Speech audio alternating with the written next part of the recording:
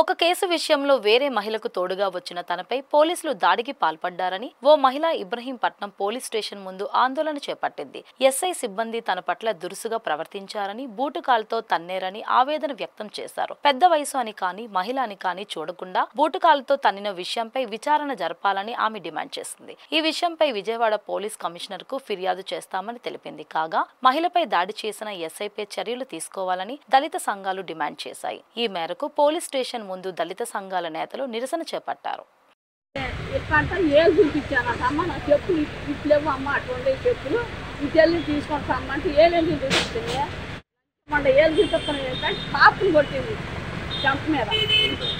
వీళ్ళందరూ ముసురుకున్నారు. 10 మంది ఆడవాళ్ళు మగవాళ్ళు ముసురుకుంటే బడబడ కానిస్టేబుల్ గారు ఆడామ, ఒక మగ ఆయన, ఈ విజయలక్ష్మి మేడం గారు, ఎస్ఐ గారు ముగ్గురు కలిసి గదిలోకి లాక్కొచ్చి నన్ను కొట్టారు.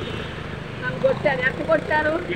కాలు ఇట్లా ఎరగదీసి బూటు కాలు పెట్టి తన్ని, ఆమెమో లేడీ కానిస్టేబుల్ రెండు చేతులు వెనక్కి ఎరగదీసింది రెడీ కానిస్టేబుల్. ఏమేమో మీద ఎక్కి నుంచోంది కోళ్ళ మీద. ఆమెమో కర్ర పెట్టి లాఠీ కర్ర పెట్టి కొట్టడం, ఎవరు ఎస్ఐ గారు కొట్టడం, కానిస్టేబుల్ గారు ఏమో చేతులు ఎరగదీసి పట్టింది. కింద పడేశారు. నా బట్టలన్నీ కూడా పైకి పోయింది.